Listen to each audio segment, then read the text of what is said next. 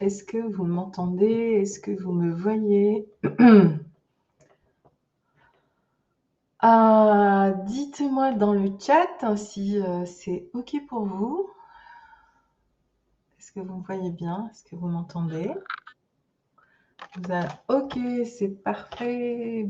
Bonjour, bonjour Alice, Amélie, Louis. Bonjour Alexandre. OK. Ingi, je ne sais pas si on dit Ingi, bonjour. Excusez-moi si j'ai écorché votre prénom. Bonjour Sylvain, bonjour Arnaud, bonjour Mélodie. Bien, écoutez, soyez les bienvenus dans cette masterclass. Donc, nous allons être ensemble pendant 45 minutes, maximum 1 heure de temps. Et aujourd'hui, je vais aborder avec vous donc, eh bien, comment est-ce qu'on peut en effet lancer son projet grâce à une offre écotouristique à forte valeur ajoutée, c'est-à-dire à une offre ciblée, ciblée de votre côté et ciblée par rapport à votre client. Donc, on va parler d'offres et de clients et de marché et de niche. Et je vais surtout vous partager, moi ce que j'aime surtout, c'est vous partager des études de cas. Donc, je vais vous partager 2 à 3 études de cas, si on a suffisamment le temps pour partager les 3 études de cas. Mais avant, j'aimerais que vous me mettiez dans le chat, eh bien, voilà, quelle est votre préoccupation actuelle, enfin, quelle est la question majeure que vous vous posez, parce que ce qui est aussi intéressant, c'est que je puisse répondre aussi à vos questions. Bonjour Céline, bonjour Anan, bonjour Louis. OK, très bien. Alors, bonjour Pascal, bonjour Anne. OK, alors n'hésitez pas de me mettre dans le chat, au fait, quelle est la question qui vous préoccupe par rapport à l'écotourisme et particulièrement par rapport au sujet que nous allons aborder aujourd'hui. Donc, eh bien, sachez qu'aujourd'hui, je partage avec mon audience une newsletter, donc mensuelle, et autour de cette newsletter, il y a aujourd'hui plus de 1800 personnes inscrites et qui suivent les news donc, autour de l'écotourisme. Et tous les mois, je vous retrouve pour une masterclass de 45 minutes pour poser et ensuite échanger avec vous autour d'un sujet. À la fin de cette masterclass, je vais ouvrir à nouveau un espace où vous pourrez, eh bien, si vous le souhaitez, si vous avez vraiment une question précise et un projet par rapport au thème que nous allons aborder aujourd'hui, eh bien, je vous propose un rendez-vous donc de 45 minutes pour échanger avec vous autour de votre projet. Et j'aime beaucoup ces rendez-vous parce que c'est vraiment tout au long de ces rendez-vous que j'affine aussi donc, eh bien, les masterclass. Mais en tout cas, ce qui est certain, c'est que ce sujet revient régulièrement et je vous dirai aussi ce que je prépare pour la semaine prochaine.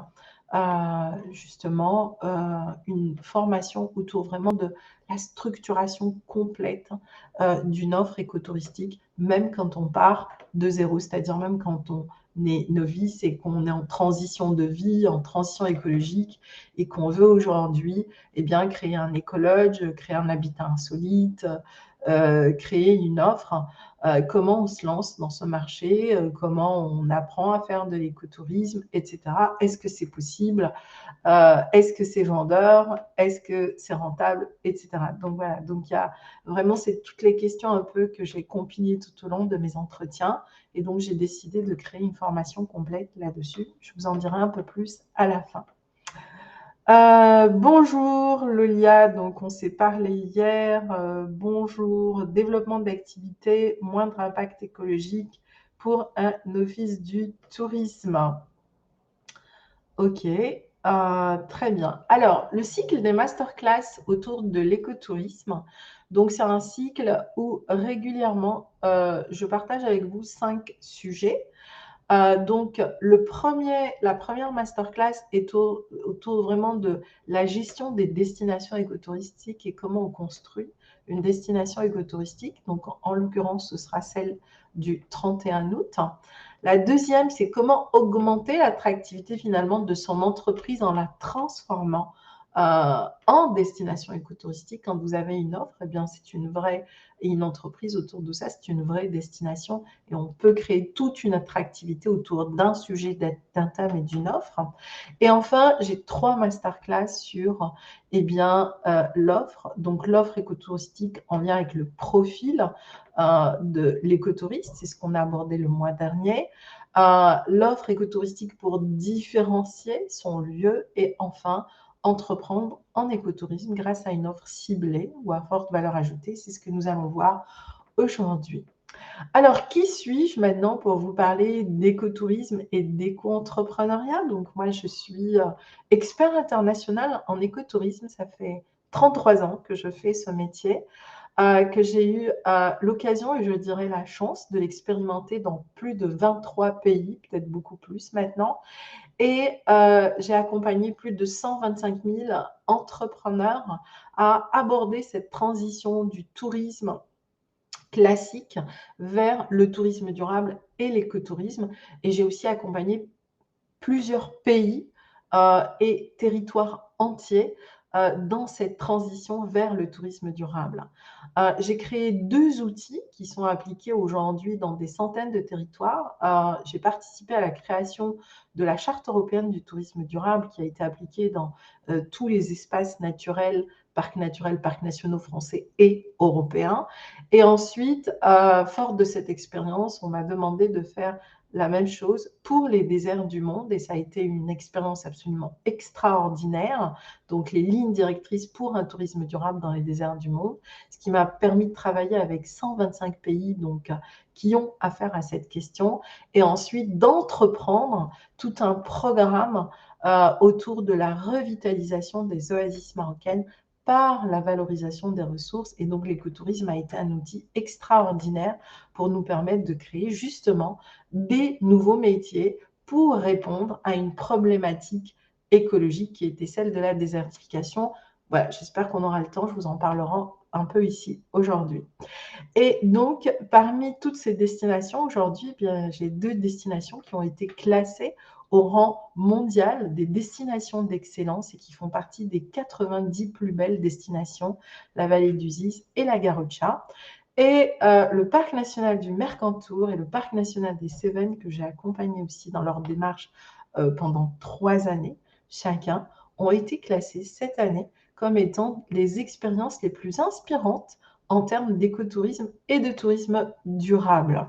Voilà, donc c'est vraiment plus qu'un métier pour moi, c'est une passion, c'est un mode de vie.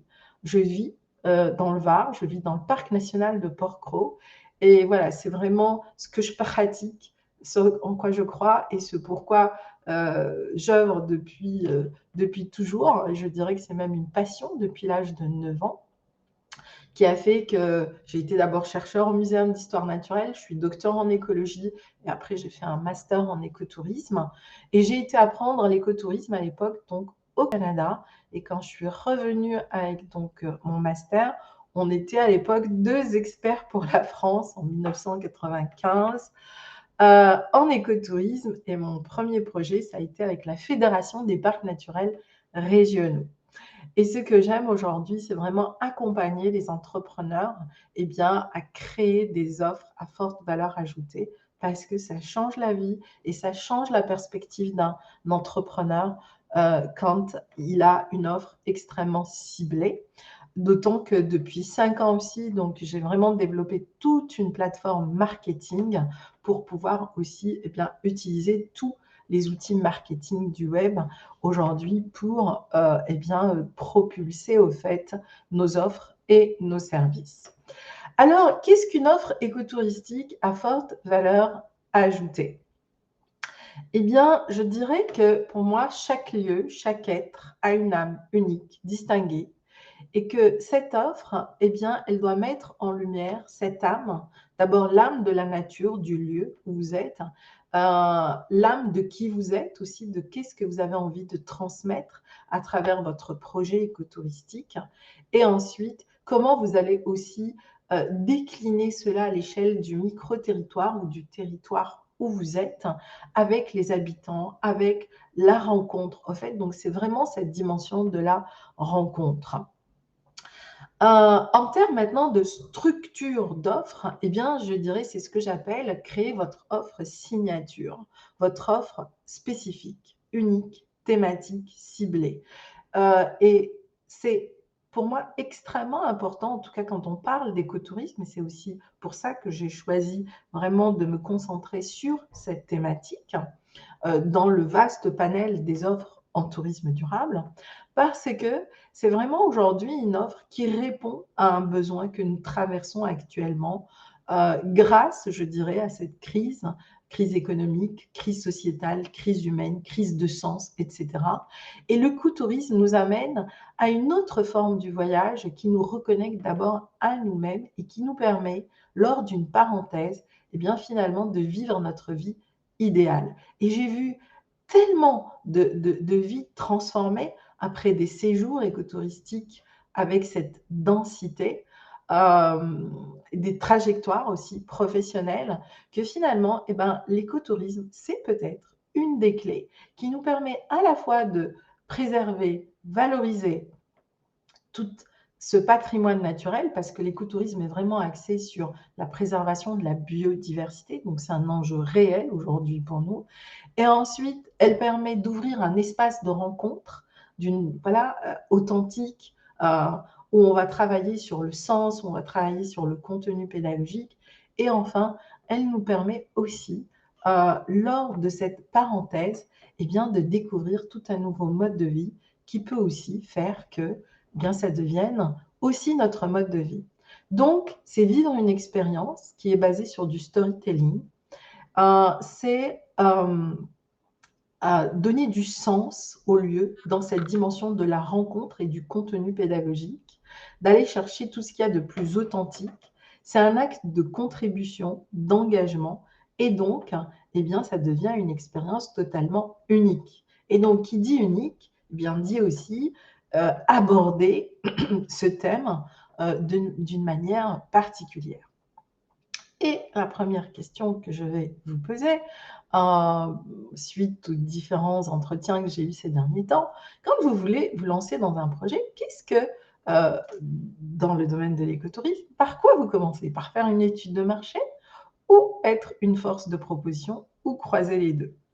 Voilà, donc c'est une question que je vous pose et vous pouvez me répondre dans le chat et je reviendrai à vous tout à l'heure.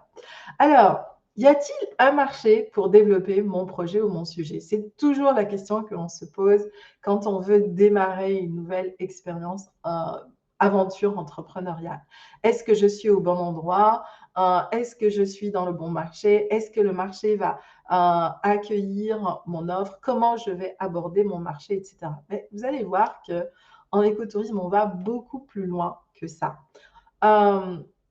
Quand on veut en effet aborder un marché, on a besoin de faire une étude de marché. Mais ça veut dire qu'on va aussi tout simplement calquer une idée qui va répondre à un besoin. Sauf qu'aujourd'hui, il se passe une chose à laquelle nous n'étions pas prêts. Le marché change. Le marché est devenu volatile.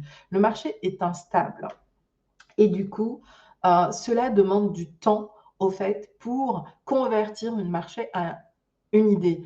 Je vois tout simplement, moi, ça fait plus de 33 ans que je suis dans ce métier. Je peux vous dire que quand j'ai démarré au début, c'était difficile de parler d'écologie. C'était pas simple, de tourisme durable, de développement durable. Et alors là, d'écotourisme, pour beaucoup de gens, c'était les petits papillons, les petits oiseaux. Comment est-ce qu'on pouvait avoir un métier autour de ça? Donc, il a fallu tout un temps et il a fallu une crise majeure pour que les gens se disent « Waouh, maintenant, il faut vraiment qu'on devienne éco-responsable ». Pourquoi je vous dis ça? Parce que quand on aborde un marché, il faut faire beaucoup de pédagogie. La pédagogie coûte excessivement cher à une entreprise, demande des moyens, demande du temps, demande beaucoup de production. Donc, quand on démarre et qu'on n'a pas, par exemple, suffisamment de finances ou qu'on est en transition professionnelle, eh bien, il faut tenir compte de cette donnée. Donc, le bon outil, et c'est pour ça que j'aime l'écotourisme et que je trouve que c'est vraiment une réponse à une situation résiliente que nous avons à traverser, c'est que vous allez pouvoir être force de proposition dans une niche. Et lorsque on apporte des solutions à une niche et qui sont en plus inspirées de la nature, eh bien, il est beaucoup plus facile de connecter une niche de clients. C'est l'expérience même que je crée avec vous. Donc, en me mobilisant sur un sujet et dans l'espace de 3 mois, eh bien, j'ai aujourd'hui mobilisé plus de 4500 personnes juste autour de cette thématique. Et j'ai une communauté qui fait plus de 40 000 personnes, d'accord, parce que je suis sur une niche extrêmement ciblée et donc nos échanges sont riches, ça a créé des partenariats entre mes différents clients, certains prospects, etc. Et c'est ça qui est intéressant dans la niche. Donc, quand en revanche vous choisissez une niche, ça ne veut pas dire que vous ignorez le marché. Ça fait plus de 30 ans que je suis dans ce marché de l'éco-responsabilité. Mais grâce à votre offre ciblée dans votre niche, vous allez influencer le marché. En 2 mots, vous allez travailler votre marché tout en permettant à votre entreprise, à votre projet d'être en croissance. Et c'est tout l'intérêt d'avoir une niche spécifique dans un marché généraliste parce que, voilà, vous allez voir, donc c'est 2 écosystèmes finalement qui se côtoient, mais qui ne sont pas à la même maturité. Donc, un exemple, l'éco-responsabilité aujourd'hui est un marché. L'écotourisme, le slow tourisme, avoir des offres autour des médecines naturelles. Aujourd'hui, il y a beaucoup de thérapeutes qui veulent créer des lieux d'accueil et autres. Là, on est dans une niche de marché qui a des besoins spécifiques. Alors maintenant, si je suis dans une niche, est-ce que mon client existe? Est-ce que l'écotouriste existe? Oui, il existe. Il existe même avant qu'arrive le client du tourisme durable, parce que l'écotourisme est bien plus ancien en termes de réflexion que le tourisme durable. Et l'écotouriste, ce qu'il recherche, c'est vraiment une aventure avant tout, une expérience en lien avec des espaces à forte biodiversité et avec une rencontre avec les populations locales. Donc, qui est cet écotouriste? Eh bien, cet écotouriste, c'est quelqu'un qui rêve d'une autre vie, qui n'a pas le temps de vivre pleinement dans son quotidien et qui va rechercher lors d'une parenthèse qui est ses vacances. C'est quelqu'un qui a besoin d'investir en lui, qui a besoin de contribuer pendant son voyage, qui est même en quête de développement personnel parce que, eh bien, il va se poser des questions. Donc, c'est souvent un cadre moyen, voire un haut cadre, et qui un chef d'entreprise aussi. Euh, il y a d'autres catégories, mais globalement, c'est ça qui, pendant son voyage, pendant ses vacances, eh bien, ça va être aussi l'occasion de se poser, de se déposer, de faire le bilan, de prendre du recul. Et, eh ben, si son séjour lui permet de faire ça de manière récréative, ludique, tout en respirant, tout en l'inspirant, c'est aussi quelqu'un qui va aller chercher de l'inspiration pendant son séjour. Donc, il faut du contenu pédagogique pour donner cette inspiration aux personnes. Et donc, c'est quelqu'un qui est exigeant, qui a des moyens et qui va donc avoir un fil conducteur dans ce qu'il propose, dans ce qu'il recherche. Donc, il a besoin d'une offre ciblée et cette offre, eh bien, elle va lui permettre de vivre un rêve. Ce qui m'amène à vous partager une première expérience. J'ai eu l'occasion d'accompagner toute la démarche écotouristique du parc national du Mercantour. Mais qui dit parc national du Mercantour, c'est-à-dire travailler avec des entrepreneurs, avec des entreprises touristiques. Et ça a été de les transformer en entreprises éco-touristiques. Et donc, on a travaillé avec 15 professionnels dans le domaine du voyage, des séjours, de montagne, etc. et d'aventure pour les amener à vraiment mettre en place toute cette structure. Et bien sûr, une des thématiques phares de ce projet, ça a été le loup, parce que le loup était à la fois le sujet qui rassemble et le sujet qui divise. Alors, brièvement, c'est quoi il y a aujourd'hui globalement 125 critères qui sont définis par l'Organisation mondiale du tourisme et TICE, la Société internationale de l'écotourisme, et qui sont compilés dans un ouvrage, donc qui est en anglais, qui s'appelle Ecotourism Guidelines. Mais je ne vais pas vous lister les 125, on va travailler sur les 10 critères les plus importants. Donc, le premier, c'est vraiment le moyen de transport utilisé. Donc, tout à l'heure, il y avait quelqu'un qui parlait comment impacter moins mon territoire, qui est un office de tourisme. La qualité des paysages et des patrimoines architecturaux, l'intégration de lieux d'accueil dans son environnement, la gestion environnementale de l'établissement. Aujourd'hui, par exemple, sur la gestion environnementale de l'établissement, donc les énergies, les déchets, etc., il y a tout un accompagnement de la part de l'ADEME pour les professionnels du tourisme, pour leur permettre d'aborder leur transition énergétique. Le message laissé aux visiteurs, et là, ça, c'est ce qui prend vraiment du temps, c'est-à-dire aller trouver votre message et transformer ce message en un contenu pédagogique, ludique et créatif pour créer votre séjour. La rencontre avec l'habitant, c'est-à-dire comment vous ouvrir aussi votre entreprise à ce que font les autres. Et bien sûr, le contenu du produit. Et enfin, c'est comment arriver à travailler ensemble pour se relayer. Parce qu'il est clairement prouvé qu'un touriste qui va rester plus de 3 jours, il passe de visiteur à touriste quand il passe plus de 3 nuitées. Sauf que lorsqu'il passe plus de 3 nuitées, eh bien, on passe à un niveau, c'est-à-dire économique, c'est-à-dire qu'on commence à créer une économie à partir de 3 nuitées à l'échelle d'un territoire. Donc, si maintenant, vous, avec quelques partenaires, vous arrivez à créer beaucoup plus de séjours, eh bien, en réalité, l'impact est positif pour tout le monde parce que vous commencez à valoriser votre destination. Et au final, c'est ce que je vous disais tout à l'heure. Vous allez travailler sur votre entreprise, mais vous allez influencer le marché. Et quand on influence le marché, on commence à créer une destination. Et c'est bien plus facile finalement de vendre une offre touristique dans une destination, c'est comme un creuset qui va porter votre séjour, que d'être seul finalement à proposer quelque chose d'inédit, mais qui est étouffé dans un territoire qui ne correspond pas ou qui est en devenir. D'où l'importance de vraiment réunir tous les acteurs de l'activité et de vous faire accompagner aussi par votre territoire à avoir beaucoup plus de lisibilité, mais aussi vous utilisez tous les outils pour pouvoir promouvoir qui vous êtes et ce que vous faites. Donc, on est parti de 15 offres, donc classiques, qu'on a transformées en offres ciblées, écotouristiques. Et donc, on est parti d'abord d'offres très généralistes. C'est ce que font la grande majorité des personnes quand on se lance dans le tourisme de nature, par exemple, sont des offres généralistes qu'on va adapter à ce que l'on a envie de faire. Le safran, les randonnées nature, les dégustations de liqueurs, les prairies fleuries, la réintroduction du gypaète barbu, l'accueil à la ferme des lamas, l'écologe Moonlight. Donc ça, c'était des thèmes généralistes. Et ce qu'on voulait, c'était transformer donc ce consommateur généraliste en écotouriste. C'est quoi la différence? Les deux sont éco-responsables, mais l'impact sur l'entreprise et l'impact sur le territoire n'est pas du tout le même. Le tourisme de nature fait appel à ce client généraliste. Donc, il veut tout simplement découvrir de la nature. Euh, si c'est éco-responsable, c'est bien.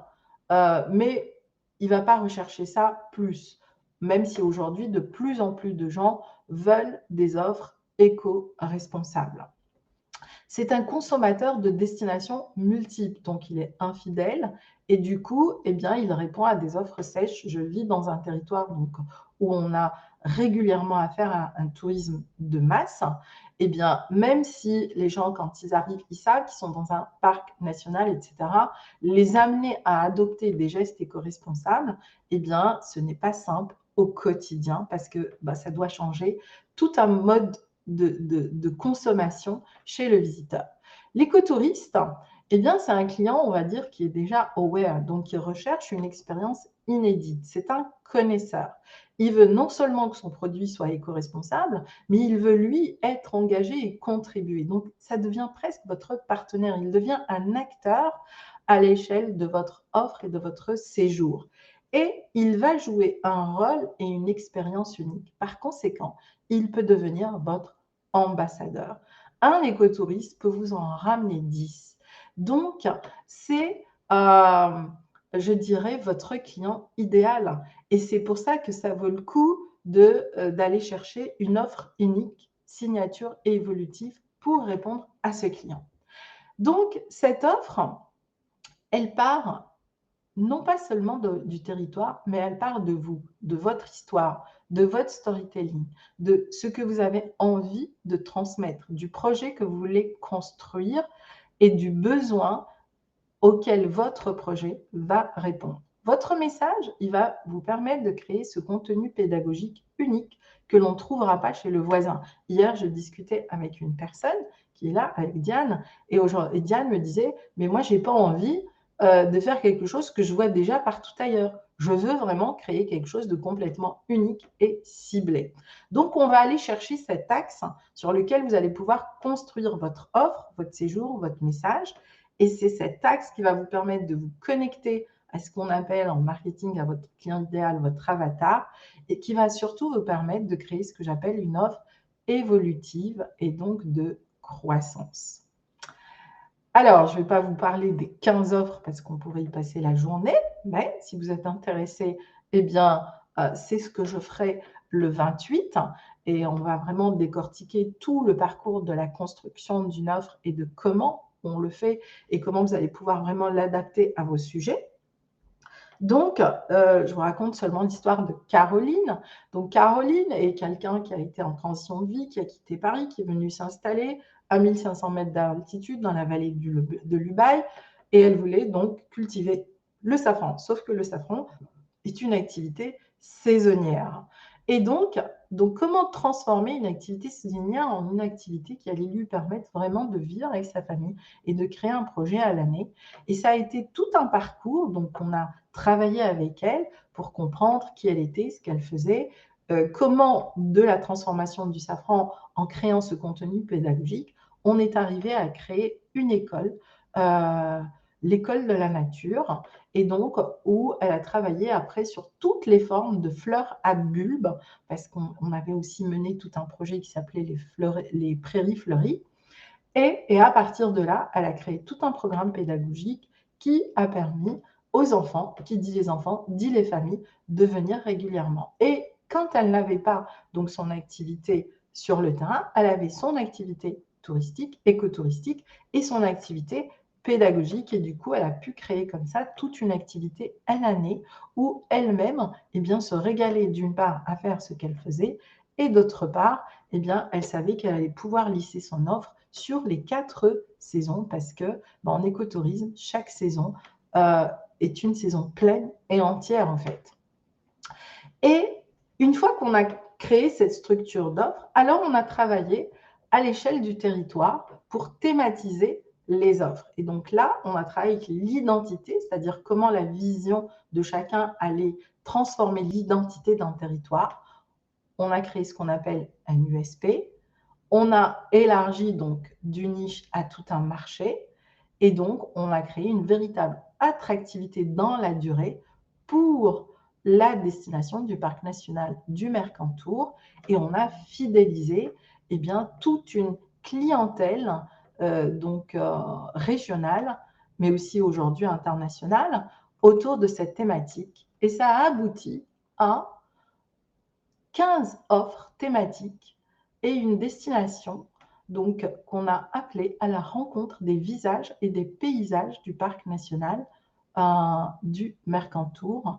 Et donc, c'est écotourisme dans les vallées du Mercantour. Et aujourd'hui, tous ces professionnels se sont regroupés autour d'une association qui s'appelle Mercantour Écotourisme et qui apprennent à se relayer pour créer du séjour. Mais c'est parti avant tout de vraiment un travail spécifique avec chaque personne autour de son histoire et de ce qu'elle voulait transmettre. Alors, est-ce que ça vous parle par rapport à ce que vous voulez faire? Parce que je sais que vous êtes de différents, je dirais de différents univers. Il y a des entrepreneurs, il y a des personnes qui démarrent, il y a des personnes qui ont fini leurs études, qui veulent lancer leur projet, il y a des personnes qui sont responsables d'office de tourisme. Comment est-ce que, vous, travaillez? Comment est-ce que vous avancez dans vos projets? Alors, je reviens donc parce qu'il y a eu plusieurs commentaires. Alors, création d'un habitat partagé d'activités éco-responsables de manière générale. Comment et sur quel outil peut-on s'appuyer pour favoriser l'écotourisme? Donc, voilà. Alors, déjà, donc aujourd'hui, j'ai pas trop repris toute la structure, mais voilà, vous avez déjà bien, les 10 étapes clés. Et en plus, après, il y a vraiment 4 étapes pour structurer une offre. Ensuite, créer des offres et des projets de séjour écotouristique. Ok, d'accord. Alors, donc voilà, donc déjà, vous avez eu les premiers éléments. Maintenant, on va passer à autre chose, par exemple. Donc là, c'était juste une offre de séjour pédagogique. Les qualités d'une offre écotouristique pour un écologe. Donc, c'est un écologe, donc c'est vraiment un habitat insolite, d'accord? C'est pas juste un habitat écologique, c'est encore une fois un habitat qui va apporter un message, une expérience et qui va emmener votre visiteur juste dans cet espace-là, de vivre une expérience totalement unique avec la nature. En plus d'être un habitat en éco-construction. Donc là, c'est définir le projet. En quoi consiste cet écologe? Dans quel lieu, quelle biodiversité entoure cet écologe? Comment on va faire pour que l'impact de la création ou de la réhabilitation de son lieu ait un minimum d'impact, voire même épouse les contours de la nature? Comment on va créer une offre thématique et comment, à partir de là, on peut créer une filière pour faire que cet écologe, parce que là, le lieu, l'habitat, là où on va aller, c'est vraiment l'axe central de votre offre écotouristique. C'est votre lieu, au fait. Quel est le contenu pédagogique? Donc, c'est qu'est-ce que vous avez, vous, envie de transmettre et comment vous allez faire vivre votre habitat selon les 4 saisons. Et ça, c'est vraiment l'expérience qu'on a travaillée avec Irina pour créer son écologe. Donc déjà, dans cet écologe-là, le parti pris, ça a été le recyclage d'éléments de bois qui existaient et le cycling vraiment de tout ce qu'on pouvait, de tout ce qu'elle pouvait trouver à l'échelle de son site pour quasiment ne rien ramener de l'extérieur, si ce n'est sa décoration. Donc, tout le bois que vous voyez ici, eh bien, c'est un bois local, c'est un bois qui a été réutilisé, c'est du bois mort, en fait, qu'ils ont retravaillé. Elle avait la chance, son mari était architecte, donc c'était beaucoup plus facile pour elle. Et ensuite, elle a vraiment réadapté des cabanes dans un lieu unique à Saint-Martin de Vésubie. Comme dans ce lieu, eh bien, c'était un lieu où justement on avait une rivière et qu'elle avait toute une partie au fait qui crée une espèce de mare, eh bien on a travaillé aussi autour de cette mare pour d'une part créer un espace pour la biodiversité et un espace, comme vous pouvez le voir ici, au fait c'est sa piscine qui est en lagunage naturel. Donc là ce que vous voyez c'est vraiment toutes les plantes qu'on a utilisées pour le filtrage et le nettoyage au fait naturel de la piscine. Et bien sûr, eh bien, il a fallu expliquer aux visiteurs qu'ils ne pouvaient pas utiliser tous les produits, par exemple solaires et autres, pour rentrer dans l'eau, parce que dans cette eau, il y a toute une biodiversité qui ne peut pas supporter. Et donc, c'est ça aussi qui est intéressant, c'est que petit à petit, eh bien, on va aussi sensibiliser justement ce visiteur qui veut contribuer par des gestes simples, mais des gestes qui vont avoir un impact énorme. Moi, je vis dans un parc national, donc c'est le bord de mer. Eh bien, c'est un vrai problème, en fait, l'utilisation de tous les produits solaires dans un parc marin où on a plusieurs espèces de dauphins, de mammifères marins, etc. Et on sait aujourd'hui que ça a un impact, au fait, sur la respiration, sur la peau, au fait, de ces animaux marins. Et pourtant, on voit toujours des personnes arriver avec plein de produits eh bien, qui ne sont ni bons pour la peau, ni bon pour les animaux. Donc voilà, donc c'est vraiment plein de petites expériences. Ici, comme vous pouvez le voir, au fait, eh bien, c'était, une chambre qu'elle a créée et là, c'était un ancien vieux tronc mort qu'on a gardé et qu'elle a transformé, par exemple, en douche. Et ensuite, eh bien, elle avait aussi, travaillé sur tout un endroit de pisciculture, donc de truites sauvages et qui permettait aussi donc à cette truite de se reproduire et du coup, bah, ça permettait aussi, aux personnes, eh bien, de pouvoir aller, pêcher seulement leurs truites, par exemple, pour leur déjeuner et du coup, on trouve ainsi comme ça un équilibre entre eh bien, ce qu'on apporte et ce que nous donne au fait le site et la nature. Et son parti pris aussi, c'était de ne faire par exemple que les déjeuners. Donc, eh ben, elle a travaillé avec des restaurateurs qui travaillaient avec des produits locaux, et cetera. Et son produit aujourd'hui, il est complet quasiment 1 an à l'avance, au fait. Parce que, eh bien, on va rechercher cette expérience exotique. Mais en revanche, ça a pris plus d'1 an et demi pour vraiment mettre en place tout le concept de son écologe par rapport au lieu où elle était. Autre décor, c'est aussi ce qu'on a fait dans les déserts. Voilà, c'est comment réhabiliter une oasis quand on part d'une situation de désertification pour créer eh bien, à nouveau une oasis et comment est-ce que ce projet même de réhabilitation est devenu notre programme écotouristique. Et au fait, nos premiers visiteurs, eh bien, ils venaient pour vivre cette expérience de réhabilitation d'une oasis et de reconstitution d'un écosystème qui était en désertification. Première étape, ça a été vraiment de recréer tout le principe agroécologique. Et donc l'agroécologie est pour moi un axe extrêmement intéressant parce qu'il nous permet à la fois de rencontrer les populations locales, de travailler avec eux, de retravailler sur toute cette culture vivrière, de recréer toutes les strates de l'écosystème oasien, mais en même temps, c'est ce qui va permettre nous, ça nous a permis dans un délai de 2 ans de recréer toute une biodiversité qui a permis aux locaux à nouveau de reproduire cette date que nous aimons tous et qui s'appelle le Medjool, qui est cette grosse date donc charnue. Donc comme quoi l'écotourisme, c'est vraiment un axe vraiment régénératif. Et dans la période dans laquelle on est actuellement, avec la chaleur, si on continue aujourd'hui, moi, dans le Var, on commence à avoir un vrai problème de sécheresse, notamment autour des massifs comme le massif des Morts, etc. Il y a des sources, au fait, qui sont taries. Ça fait des années qu'on n'a pas vu ça.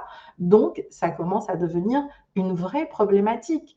Donc, ça remet en question beaucoup de nos pratiques agricoles, de nos pratiques touristiques, en sachant qu'un écotouriste consomme quand on crée, par exemple, dans cet écologe que je vous ai montré, 30 litres d'eau par jour. Un touriste qui va dans un hôtel lambda, eh bien, c'est entre 100 à 150 litres par jour dans tout le circuit touristique qu'on lui fait faire d'eau. Donc, c'est énorme, au fait. Donc, en effet, on peut minimiser nos impacts sur la nature et sur les ressources et la biodiversité, tout en découvrant finalement aussi des thématiques intéressantes. Donc, justement, ça permet à beaucoup de gens aujourd'hui de sortir de l'éco-anxiété en comprenant que, eh bien, voilà, à travers leur séjour et leur choix, et aujourd'hui, les visiteurs et les touristes sont de plus en plus attentifs à l'éco-responsabilité,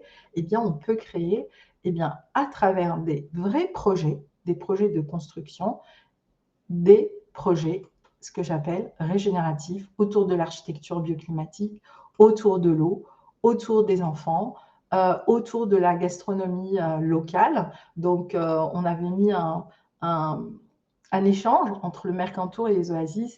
Et du coup, ils se sont aussi inspirés de la démarche de visage et paysage du parc national. Et donc, on a recréé autre chose, différent, qu'on a appelé nos paysages en bon goût, en retravaillant justement sur toutes les cultures vivrières et en les valorisant à travers des recettes et à travers des événements et tout un programme d'échange qui a eu lieu entre les deux. Alors, cette vision-là, qu'est-ce qu'elle exige? Oui, elle exige de nous une autre vision de notre entreprise et de ce que l'on veut faire. Parce que d'une part, elle nous amène à sortir de cette idée généraliste de marché, ce qui n'est pas simple, parce que c'est une vraie pression, c'est un vrai positionnement, c'est un questionnement qui n'est pas simple, que ce soit pour l'entrepreneur, pour le professionnel du tourisme et pour le gestionnaire de site, quand il y a des gestionnaires de sites. Elle nous permet aussi de partir de sa propre expérience, et ça, c'est ce que je trouve super valorisant dans la période que nous traversons actuellement. C'est comment je vais créer un projet qui me ressemble, un projet qui va me permettre de continuer à me déployer dans les 5 ans, dans les 10 ans. Donc, avoir une vision à 5 ans, avoir une vision à 10 ans de là où on veut emmener ce processus régénératif, va nous permettre justement de créer ce que j'appelle cette offre expérientielle, mais aussi cette offre évolutive. Et donc l'expérience, c'est pas juste, je dirais, un séjour qui va être basé sur quelques activités, il est basé vraiment sur tout le concept que vous allez amener à votre client, que vous allez partager au fait avec lui, pour qu'il puisse à son tour en parler et devenir votre ambassadeur. Ça veut dire aussi s'adapter à un lieu et à un site. Est-ce que, par exemple, dans votre lieu, c'est bien un éco-lodge, par exemple, ossature bois qui est adapté? Est-ce que c'est plus un habitat insolite aujourd'hui en terre cuite? Est-ce que, comme toute l'expérience des Boris, par exemple, dans le parc national, dans le parc naturel du Luberon, est-ce que c'est un habitat sur pilotis? Est-ce que, voilà, et donc c'est ça aussi, en fait. Qu'est-ce que mon lieu va me permettre de créer à moindre coût? J'ai travaillé avec une cliente sur un écologe, elle était partie sur un principe et donc quand elle a fait le devis, elle en avait pour 1,5 million d'euros pour créer tout son projet. Puis quand on a vraiment trouvé le lieu et qu'on a adapté, on a trouvé un concept qui allait lui coûter 30 000 euros par unité. Donc elle voulait en faire 10, on est passé à 300 000 euros. Ça change énormément la donne quand on veut se lancer et quand on est en transition de vie, en transition professionnelle. Et ça, c'est ce que j'appelle le diagnostic croisé. Mettre en place une démarche de progrès. Donc, je vais créer par exemple mes 5 premières unités avec toute une offre autour et petit à petit, je vais faire grandir et pourquoi pas impliquer aussi, c'est ça l'intérêt, mes visiteurs dans cette aventure parce que finalement, c'est aussi ce qu'intéresse cet écotouriste, il devient partie prenante de votre projet. Et enfin, c'est avoir cette vision de l'offre évolutive, donc ce qui va vous emmener dans une étape de croissance que l'on peut planifier sur 2 ans, 3 ans, 4 ans, 5 ans, jusqu'à 10 ans. Et ça, c'est super intéressant aussi si demain vous êtes amené à faire, par exemple, un prêt bancaire. J'ai pas mal de clients qui aujourd'hui sont en transition, se lancent dans des gros projets.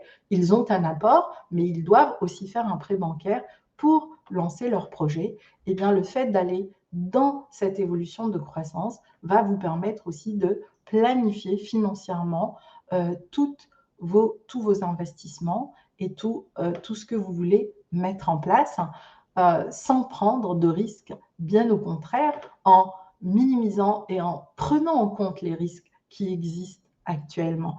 Et ça, c'est vraiment ce que j'ai appris en travaillant, par exemple, sur des situations de désertification comme celle que je vous ai montrée tout à l'heure dans les zones arides et semi-arides, et en même temps en travaillant avec des parcs nationaux, des parcs naturels régionaux, où là, la biodiversité est l'enjeu principal.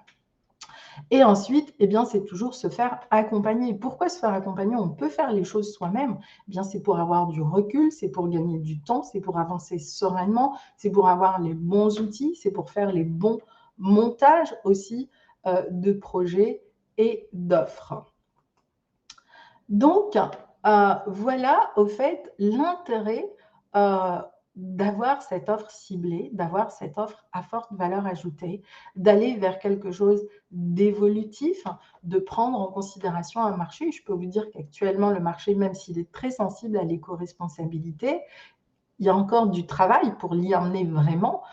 pour emmener toutes les technologies, pour emmener tous les outils, et puis aussi pour être agile dans ce marché. Et commencer par une niche, eh bien, ça vous permet de commencer par qui vous êtes, là où vous êtes, avec les éléments que vous avez. Et on peut toujours créer de la diversité, de la biodiversité et de la richesse, même en partant de situations compliquées. Bien au contraire, je dirais que jamais une période n'a été intéressante justement pour innover. Et aujourd'hui, plusieurs acteurs territoriaux, hier, on a fait un atelier sur les financements de projets en 2022. Et c'était super intéressant parce que ça a permis aux personnes de voir comment elles pouvaient restructurer justement leur projet en partant et en allant faire appel aux différentes aides qui existent aujourd'hui. Voilà pourquoi je vous propose, si vous voulez que l'on discute de vos projets, de comment vous souhaitez les mettre en place, un rendez-vous stratégique qui se passe par Skype de 45 minutes où on peut échanger autour de votre projet. Donc, on va vous partager un lien. Donc, j'ai ouvert des espaces entre maintenant et avant mes vacances, c'est-à-dire avant le 5 août, pour vous rencontrer lors d'un rendez-vous spécifique, d'un rendez-vous B2B et échanger avec vous autour de votre projet. Maintenant, si vous voulez aussi aller plus loin et découvrir vraiment toute cette structure et repartir avec une trame concrète de comment vous allez pouvoir développer votre première offre écotouristique, à la demande d'un groupe aussi de mes clients et des personnes avec qui j'échange, le 28 juillet, je vais créer une formation. En fait, j'ai créé une formation autour de toutes ces structures de l'offre écotouristique. Mais là, on va vraiment tout aborder, les thématiques, les différences entre l'offre écotouristique, les offres sèches, comment vous allez pouvoir faire de votre storytelling le cœur de votre offre. Ça se passe le 28 de 9h30 à 13h. Et je vous en dirai un peu plus dans la newsletter que vous allez recevoir, donc avec le replay, bien sûr, de cette masterclass. Voilà ce que je voulais vous partager aujourd'hui. Ok, créer des offres et des séjours écotouristiques. Cédric, j'espère que voilà, cette petite, je veux dire, parenthèse aujourd'hui vous a permis déjà d'avoir une idée de quels sont les critères de base, quelles sont les premières étapes et d'où partir, de quel stade on peut partir pour créer cette offre écotouristique. C'est pareil pour créer donc votre habitat partagé avec des activités éco-responsables. Donc, en effet, c'est comment amener votre habitat partagé, juste d'activités éco-responsables, vers une véritable démarche écotouristique. Et si vous créez un lieu avec un habitat partagé, donc Monsieur Chavez, c'est là de vraiment transformer ce lieu en une véritable destination, micro-destination écotouristique finalement, qui va faire qu'à terme, cette destination va porter tout le concept que vous allez développer. Et ça vaut le coup justement de vraiment développer une vision profonde en lien avec ce lieu, en quoi il consiste, est-ce que c'est une forêt, est-ce que c'est un écosystème ouvert, est-ce que c'est en bord de mer, est-ce que c'est dans l'arrière-pays, est-ce que c'est en lien avec l'agroécologie, etc., etc. Donc ça, c'est autant d'éléments qui peuvent aussi vous donner plein de possibilités de créer des offres thématiques et des séjours aussi thématiques. Voilà ce que je voulais vous partager aujourd'hui. Alors, on peut répondre à...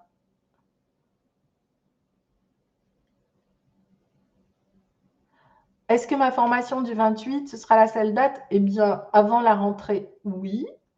Il y en aura d'autres à partir de la rentrée.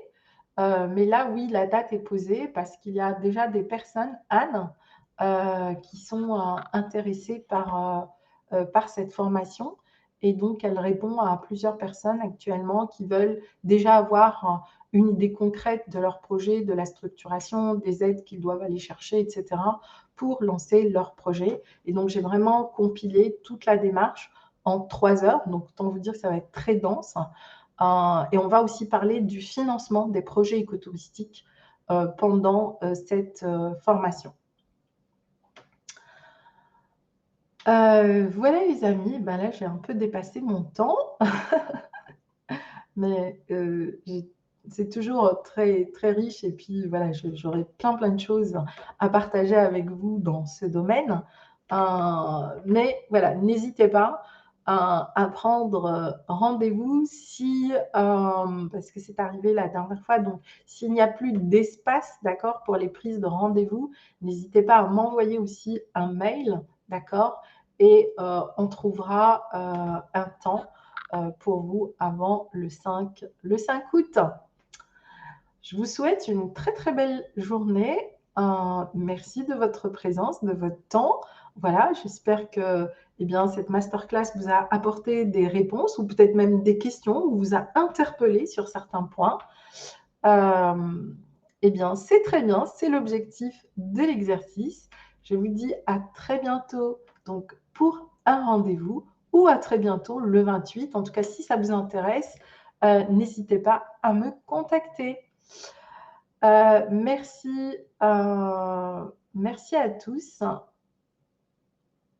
Merci à vous et belle journée et belle continuation dans vos projets.